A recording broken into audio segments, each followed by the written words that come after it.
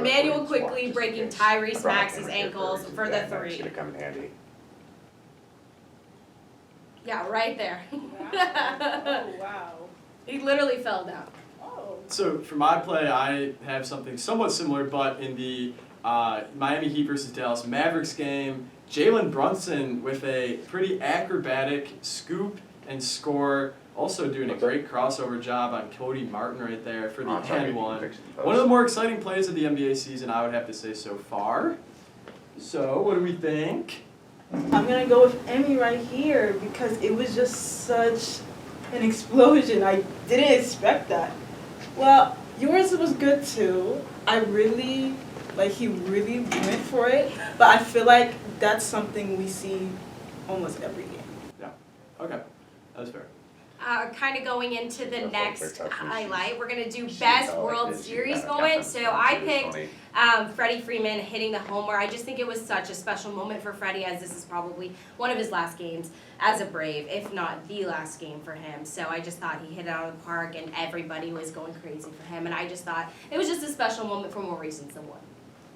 Yeah, and actually in the exact same game, I have Jorge Soler getting the scoring started with this absolute tank shot into the Crawford boxes, actually out of the Crawford boxes in Houston, completely out of the ballpark. It was measured at 456 feet. Looks like it went a whole lot longer than that. Ended up out on a street into a garden outside of the ballpark.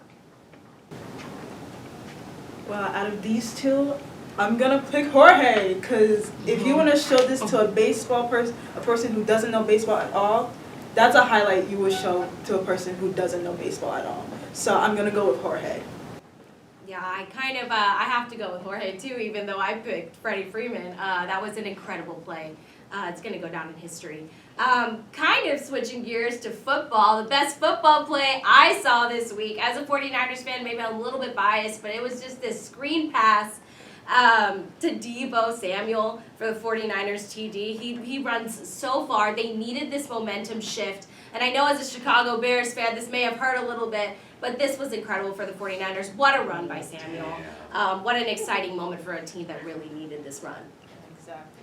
Yeah, and as nice as that Deebo Samuel catch and run was, I don't think I have seen a more exciting game ending than the Houston and SMU game on Saturday night. Undefeated SMU facing off against the Houston Cougars in Houston, one of the best teams in the American Athletic Conference, soon to be in the Big 12, as we see big kick return, SMU looking to stay undefeated, and womp womp, they would not, as Houston will pull off the big upset, ruining SMU's New Year's Six Bowl chances, and also probably hurting Cincinnati's playoff chances in the process. But incredible ending to the game. I was up from my seat screaming, yelling at it. Definitely the most exciting play I've seen this week. Okay, for this round, I'm going to have to take Houston because that, just them making that play just shatters a lot of people's dreams, especially SMU. So, I mean, I'm going to take Houston in this one.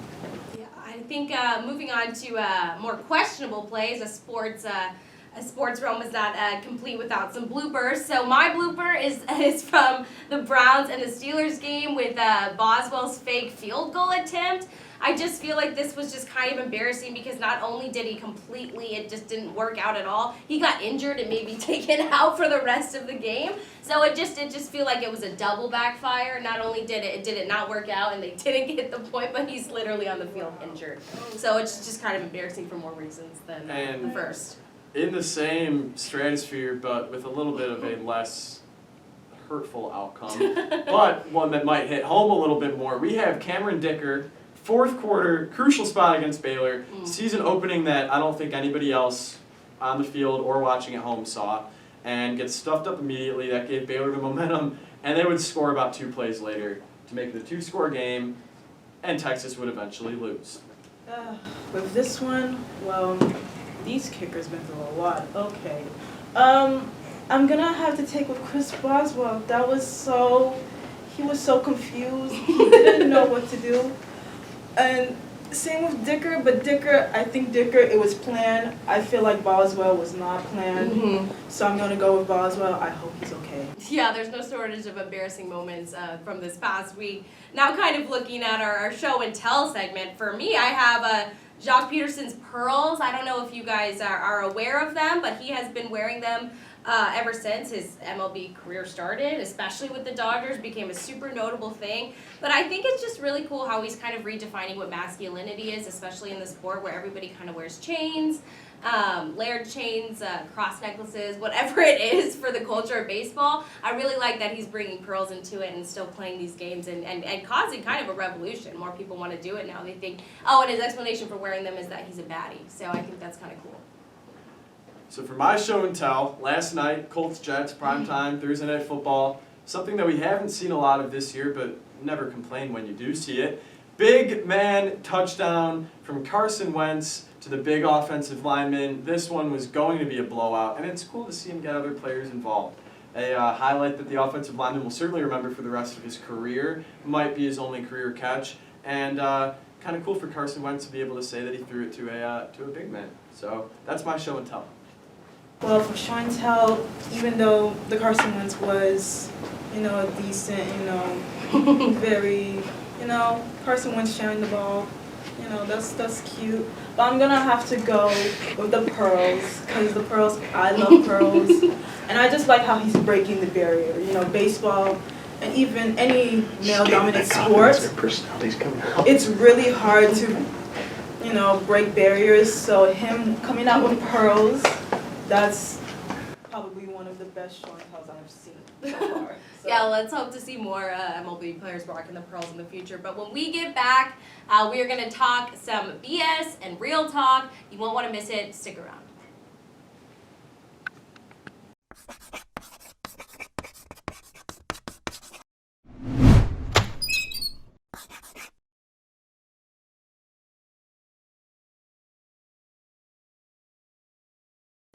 And welcome back into the 1-0 Sports Show. We have our favorite segment here on the 1-0 Sports Show, BS or Real Talk. So leading us off, TCU was right to fire Gary Peterson when they did. BS or Real Talk. Whoever wants to start can start. I'll start. I think it's real talk, but I think it's bad timing when you leave before the season is over. You are telling your players you have given up, and I think that kind of just sucks for your TCU seniors.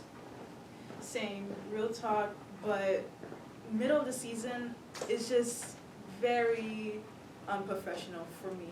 I would be upset also. So. Yeah, I completely agree with that. I'm going to round it out. Go with Real Talk. I think TCU did make the right call, living legend, ready for change. But I would have hoped that they would announce that this would be his last year and that he would get to coach it out and get the send-off that he deserves. Right. Secondly, Hudson Card deserves to start at quarterback after the results of the last 3 weeks. BS or Real Talk? BS. I don't think it's a quarterback issue. I think Card is he just needs to be under Casey's wing right now. And I feel like Casey just needs to step it up in the locker room. Just become the quarterback leader that we want you to be. Yeah, I'm going to say that's BS. I think this conversation is tired. And once you've chosen the guy, you're going to stick with the guy. Casey Thompson's the guy. So it's not whether or not they should play Card. It's how they're going to play complementary football on both sides of the ball. So. Yeah, and I'm going to go with BS as well. I just don't see what the point would be. Hudson Card's not going to be competing for the starting quarterback spot next year. Casey Thompson will be. So everything that happens from here on out is a barometer for Thompson and for where the bar is going to be set for Malik Murphy next year. So I don't think that it would be very beneficial to start Card. Okay, the Cowboys are the best team in the NFC right now. BS or Real Talk? As a Cowboys fan, we're not the best. We're not probably in the East, NFC East, but the whole thing, no, we're not the best. Not as long as Tampa Bay is still rolling and LA Rams are still going on, especially with defense. They just added Von Miller, who is a veteran.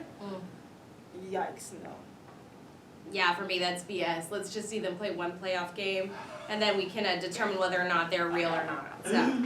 Yeah, I'm going to say BS. The Packers and Cardinals still have superior defenses and superior quarterbacks and superior offenses as a whole and superior special teams and superior everything. So, yeah, until the Cowboys play a playoff game, I'm not sold on anything. Finally, Texas basketball will be a top 5 team at the end of the year. They are a top 5 team right now. BS or real talk that it'll stick? Real talk. I think they're one of the most all-around talented teams in the country. I'm really excited to see them play. They also just have a lot of good players on the bench too. So that'll be exciting. Real talk. Real talk, if you got the bench and your star makers, great talent, we're gonna be top 5. And our coach, I think we have a good coach this season. So. Yeah, I'm going to say real talk as well. This is, quite frankly, the deepest team in the country, the most well-coached Texas team in a very, very, very long time, and the most talented Texas team in a long time. So college basketball is deep this year, but I would be willing to bet that Texas is going to be a top 5 team, as they are right now, at the end of the year. Yeah.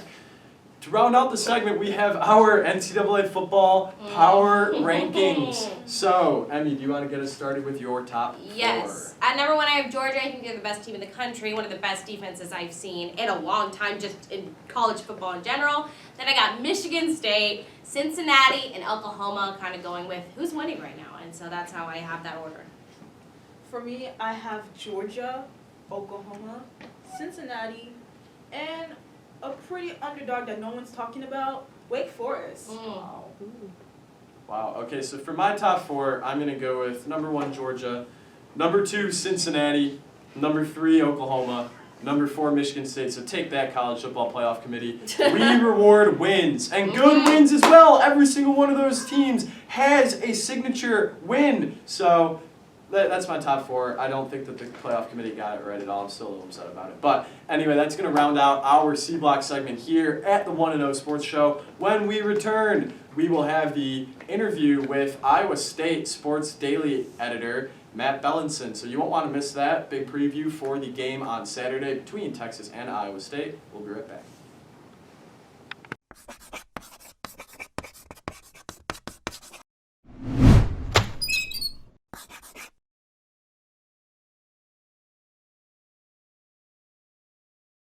Welcome back into the 1-0 Sports Show. We're stepping out of the studio for this segment. I'm Adam Ogburn, and I'm joined by a very special guest all the way from Ames, Iowa, Iowa State Daily Sports editor, Matt Belinson. Matt, how you doing today? I'm doing good. I wouldn't go as far to say I'm special, but appreciate you having me on.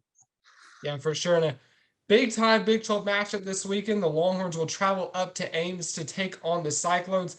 Last time this matchup happened, Iowa State won on a late field goal, Texas jumping off sides, giving Iowa State the chance to run out the clock and kick the game-winning field goal. But before we get into breaking down that matchup, Matt, just kind of want to get your general thoughts on the first college football playoff rankings that came out this past Tuesday. Yeah, I mean, how much time you got for me? I mean, there's so much to dissect with, how the committee, I guess, viewed this first set of rankings. I think obviously the number one talking point people have is about Cincinnati. If I'm a Bearcats fan, I'm not really sure what more they could do to earn the respect of the committee. They played Notre Dame, they beat Notre Dame, by double digits, top 10 win on the road. And apparently that is not as impressive as a team like Alabama, who lost to, at the time, Texas A&M, who was sliding, not looking good, and the committee values that loss and a win over, a Florida team that's kind of sliding over, the resume of Cincinnati. And then obviously, Oklahoma undefeated, top of the Big 12 right now, and they're number 8. So clearly the committee doesn't view them as worthy, of being in the top 4 based on the eye test so far. Definitely a lot of interesting rankings in there. Obviously, Cincy, the big talking point, but you can talk about Oklahoma. You can talk about, Alabama over Michigan State. There's a lot of talking points. So it's going to be interesting to see how it plays out. But now let's head. Unfortunately, 2 teams unranked by the committee right now. Iowa State and Texas will be squaring off in Ames this Saturday. So, Matt, just kind of want to get your general thoughts. Obviously, people thought Iowa State would be a Big 12 contender coming into the year. Now they sit at, 3-2 in conference play, coming off an upset loss at West Virginia. So can you just kind of talk about how expectations have kind of met reality and kind of what the mood is around this Iowa State program right now? Yeah, definitely. I think the one thing I've learned about this team this year is that expectations, were high for the outside, Certainly as a member of the media covering this team, I obviously covered them last year. They brought everyone back relatively, from a 9-3 season, a Fiesta Bowl championship season. And expectations were, reasonably high. This team finished the year number 7 in the college football playoff rankings, came into the year preseason top 10 team. And yeah, like you said, reality has set in. College football, it's kind of like this in every sport, but I would say college football is one of the best examples of, nothing's going to be given to you. This is a team, veterans all across the board, at quarterback, linebacker, running back, obviously, but college football, it's just a weird game. I mean, yeah, like you said, they walk into Morgantown last week, a team that, is in the back half of the Big 12 standings. Most people consider that a, relatively easy win. Obviously, West Virginia's got some playmakers like Letty Brown, but I don't think anyone expected their defense to crumble the way that they did. Gave up 500 yards pretty much of total offense to Jarrett Dagey and that West Virginia offense. So, yeah, reality has certainly set in. The mood around this team, I would say it's, they're one of those teams where they claim outside expectations don't influence, how they view themselves. I think if you were there yesterday talking with players and coaches, morale certainly was not as high as it usually is. We talk with Charlie Kohler, who usually is one of the, better guys to talk to on the team, just personality wise and energy. And, he certainly wasn't down in the dumps, but he was just a little bit more subdued than I think, we're used to seeing him. So I definitely think the guys know that they're at a point in the season where if they want to reach their goals, it's pretty much now or never. Yeah, for sure, Matt. And you kind of touched on it there. Obviously, that disappointing loss in Morgantown. Can you just kind of break down what you think went wrong for Iowa State up in Morgantown? And is it something that you see as probably fixable over these next couple of games? Yeah, without question, I think the biggest problem that Iowa State faced on Saturday against West Virginia was secondary was just being exploited on the perimeter. If you look at this defense for Iowa State, just reading off the names on the roster, I think if you look at that defense, the secondary is probably the weakest. The secondary is probably the weakest aspect based on the pass rush, ability of Ncaa, Wazirike, Zach Peterson, Will McDonald up front. Then you obviously have a linebacker core of, Big 12 Defensive Player of the Year, Mike Rose. You got Jake Hummel, you got Orion Vance. And then you look at the secondary, you obviously have, stalwarts like Anthony Johnson and Greg Eisworth. But, that second corner spot with, Datron Young and TJ Tampa, it's definitely been exploited. And West Virginia took advantage of that. They had a lot of receivers catch a lot of deep balls, really take the top off the defense. They weren't scared to attack. And that's something that Iowa State defensive coordinator John Haycock said in preparation for this matchup with Texas, that they're going to have to fit. I mean, they just have to. You look at Xavier Worthy on film and even just the box scores that he's putting up. I mean, even as a freshman, I would argue that he's probably the best receiver in the Big 12 right now, if not, top 3 for sure. So he's going to be a dangerous threat. And Iowa State, if they don't fix those secondary issues, it's going to be a long day again. Yeah, for sure. And so, you talk about obviously some defensive issues. So let's kind of take a look, offensive and defensive side of the ball. Obviously, Breece Hall he's a machine. He's probably, maybe you'd argue, the best player in this Iowa State team, one of the top running backs in the Big 12. So, outside of Breece Hall, can you kind of talk about one player on offense that you think could have a big game against the Longhorns, and then one defensive player as well that you think could have a big outing against Texas on Saturday? Yeah, for sure. I think on the offensive side, like you mentioned, Breece Hall kind of takes away, most of the energy that a defense is going to spend, on film about this Iowa State team. In terms of weapons for Brock Purdy, I think without question, I think Charlie Kohler has to be a name that Texas fans keep an eye on. Last year when they came to Austin, he had 140 receiving yards. That's one of his better games of his Iowa State career. They really got him involved early. That's something offensive coordinator Tom Manning said that they're really trying to focus on. Maybe not specifically for this week against Texas, but it's definitely come up the past couple of weeks. So they need to get Charlie involved early. They need to get him the ball. He's obviously a big third down, threat to cover, but they got to get him the ball in space. They got to get him the ball more often to keep the defense honest. Because if you're just running, if you're running the ball with Breece Hall and then every now and then you throw a play action pass to, Xavier Hutchinson or Tariq Milton, Charlie Kohler's impact is lessened. So you have to get him the ball, as much as you can. And I think Texas, based on what happened last year, I think they probably know coming into this game that they can't let Charlie do that again to them. So I think Texas is probably going to game plan for him, but I would certainly keep an eye out for, for his name, number 88 on Saturday. In terms of the defensive side, he's obviously coming back from injury. It sounds like I would go with Mike Rose. As I mentioned earlier, I think the weakness of this defense, if you were to pick one out, is definitely the secondary.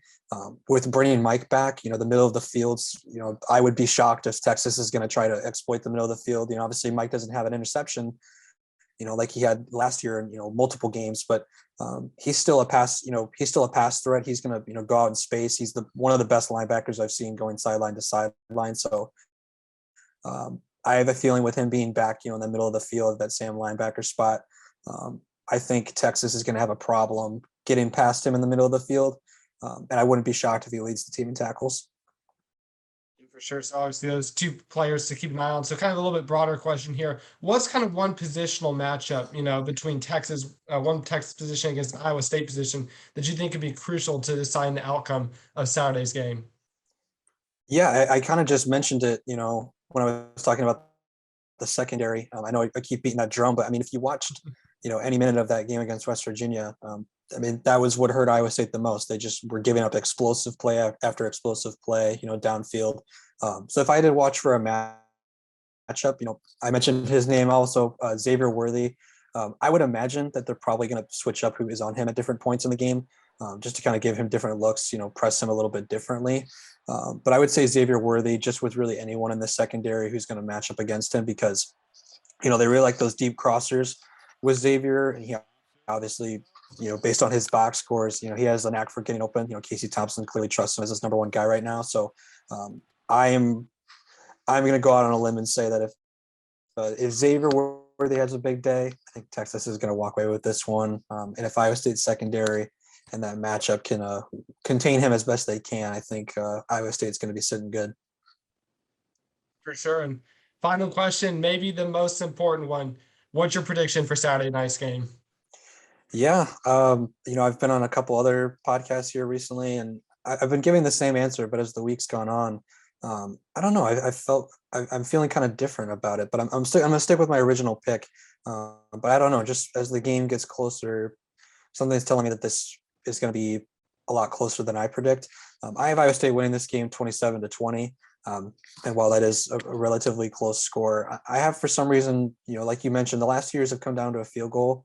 In the back of my mind, I can't help but think we might be in for one of those games again, but I'll stick with my 27-20 prediction. I think Iowa State's offense, continues to produce, continues to march down the field on a Texas defense that, relatively speaking, not one of the best in the Big 12.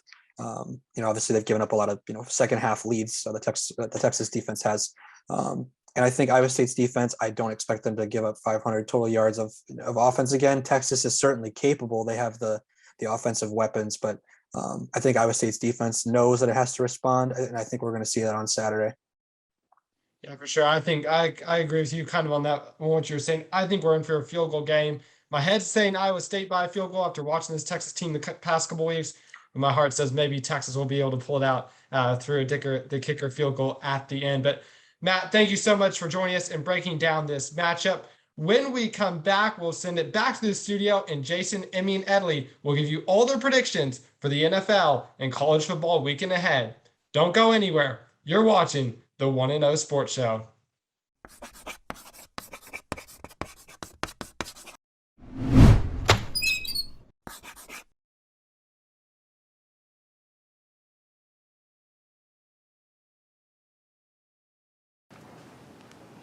Welcome back to the 1-0 Sports Show, where we're going to round up our picks. Starting off with our underdogs of the week. Jason, do you want to start us off? Yeah, I have Illinois plus 14.5 against, oh God, who are they against again? I don't know. I just think that they're going to cover that. Fighting Illini, baby. Fighting Illini. I have LSU versus Alabama. I think LSU is my underdog this week. Purdue's my underdog this week. I think they're going to beat Michigan State at Purdue. Let's go. Let's go Boilermakers. I don't got one, but I'm going to say Tyrod Taylor's, I know it's supposed to be college, but Tyrod Taylor's back for the Texans. I'll say they'll play the Dolphins closer than the Wookiees thing.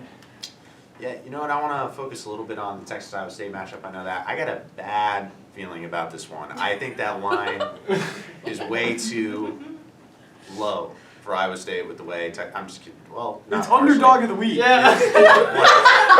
Yeah, but I just wanted to comment on that for a second. That's Clark's talking about his favorite of the Yeah, week. like, this whole show's been derailed at this point, so I'm just talking about what I want to talk about. As you can see, I didn't plan to be here on air today, which is why I look like this. Oh, you look great, Clark. Yeah. All right. Okay. Okay, we're I just think gonna those go were down the great. line. We're gonna go down the line for these ones. I'm just gonna rattle them off. Starting with me, I'm gonna say Packers and Chiefs. I got the Chiefs. I got the Packers. Chiefs. Chiefs. Aaron Rodgers, dude, get your vaccine. Chiefs. Okay, we got the Titans and the Rams. I got the Rams. Rams. Rams. Yeah, no Derrick Henry. I'd say Rams can cover Yeah. 7.5. You know, no, I'll go with the Rams. Von Miller's going to get to Ryan Tannehill in his first game. He's going to look good, though, in that jersey. Okay, we got the Bears at the Steelers. I'm gonna have to say Steelers. Steelers.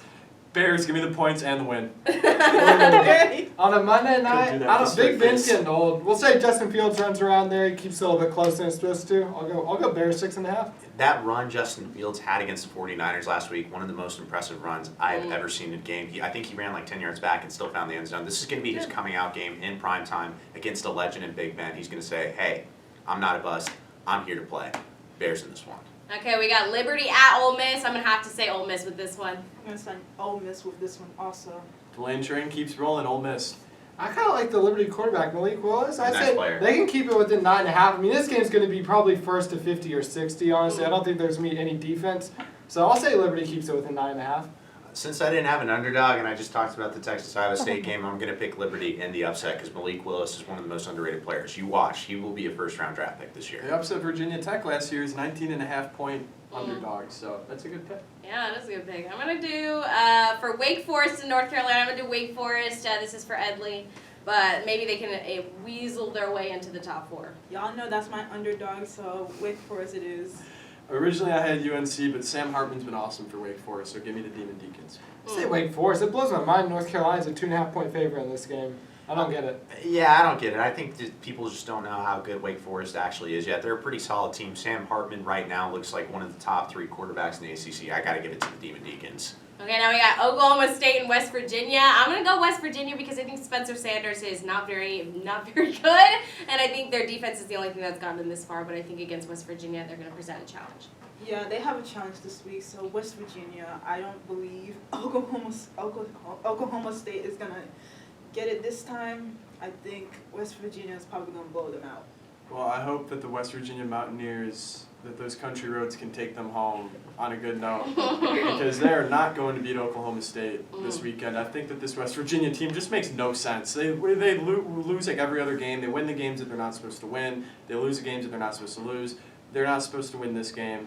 They're not going to win this game, I don't think. Give me the Cowboys. Yeah, you said they beat Iowa State last week, right? So this is their week to lose. Give Yeah. me the Cowboys. And they got that defense, too. I think they go shut down the West Virginia offense in Morgantown. This is a really hard one to pick. I feel like every game West Virginia is involved in, you're going to get it wrong at some point.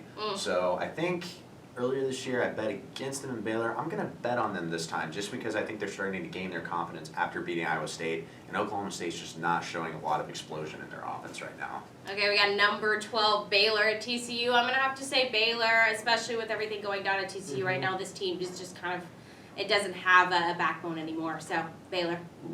Baylor's on their 3rd game winning streak, so I think they're gonna keep it going for the 4th one, so Baylor.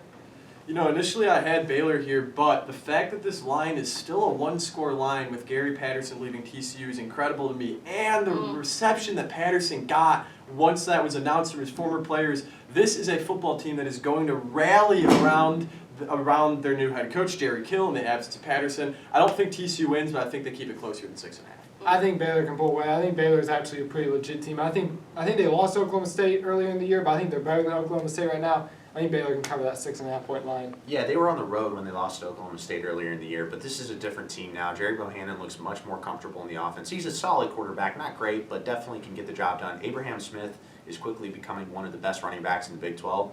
I think this is going to be a close game, though, just because I think Max Duggan is an underrated player. He's one of those really good players on a bad team that's just carrying them. So I think it'll be about a 6-point game, but Baylor right now is the better team, and they'll pull away. Yeah, this is going to be a good game coming up. Number 13, Auburn, at number 14, A&M. I'm going to say Auburn, especially since I want Auburn to eventually upset Bama and kick them out.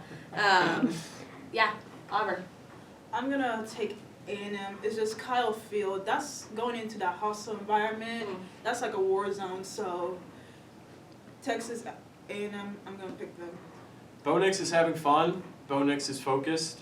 Bo Nix is going to come into Kyle Field and knock the wheels off the Texas A&M Aggies. Give me Auburn and the points. Yeah, Auburn, man, it's been a roller coaster ride for them this year. I mean, they started out the season early on. They almost lost to Georgia State. They bounced back, though, a little bit. I think Auburn can go into College Station, keep this one close, so give me the points. I think Auburn can keep it within 4.5. I think it's one of those things where young quarterbacks a lot of times in college football have to grow up, and Bo Nix getting benched at one point in the season was a good thing that happened to him actually because it taught him a lesson. And since then, people have not given him enough credit for how much he's improved. He's making better decisions. He shows a lot of mobility. He's turning into a really nice quarterback. I think it's going to be close, but this will be a game for him that he remembers. Okay, what about number 4, Oregon at Washington? I'm going to have to say Oregon. I think the Ducks are kind of on a roll. I would like to see them continue to succeed.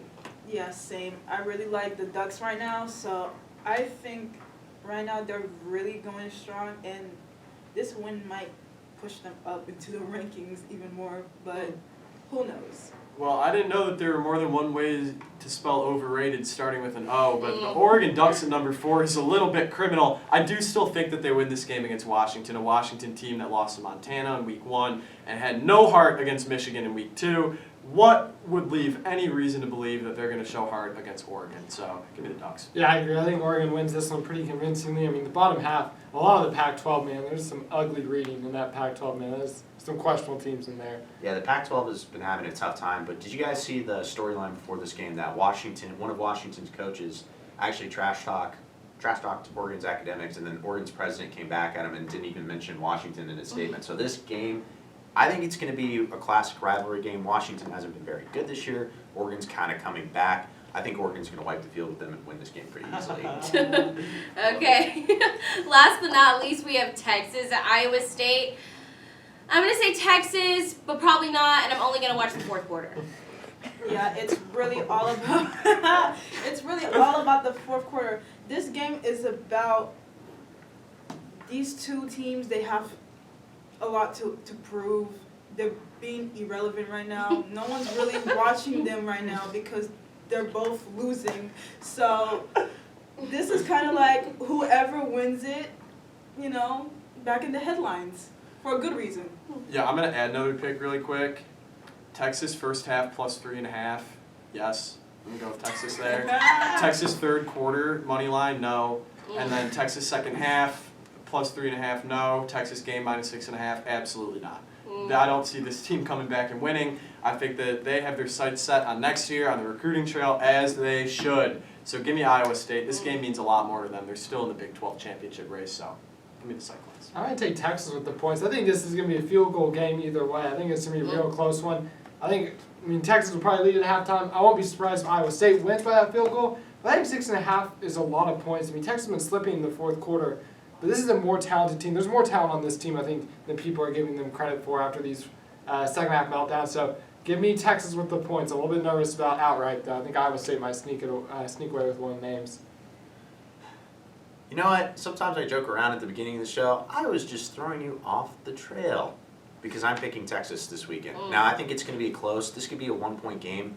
But I think this is an important game for the future of both programs because neither one, even though Iowa State is in the Big 12 championship race, even if they get there, they're not going to beat Oklahoma. They're just not a better team. I'm sorry. Oklahoma is much more talented. They have a much better head coach with Lincoln Riley's experience being under Bob Stoops for a long time. But I will say this, on the Texas flip side, where everybody forgets Mac Brown's first year at Texas, not so hot. It was not a dominant team, but there was one win they had in the Midwest that year that turned everything around and showed that there was hope for the program at some point. They just needed the players. They beat Nebraska. I think for Steve Sarkisian, right now when your team is 4-4, all the chips are down. Everybody's doubting you. People are starting to question, was this really the right hire? This can be his moment if he wins this game this weekend. And I think Texas can do it because the talent is still there. And this might be the moment where this team goes through a struggle, but the struggle becomes worthwhile and eventually it leads to its ultimate purpose. Yeah, I think it's time for Texas to prove themselves and to prove that the hiring of Sark and the talent that they have can actually do something on the field for 4 quarters. But with that, that is our show for this morning. But make sure you tune in next week at 10 a.m. on Friday and check out our sister shows College Press Box on Monday nights at 9:30 and College Crossfire hosted by Drew Jacob on Wednesday nights at 9. Have a good rest of your day.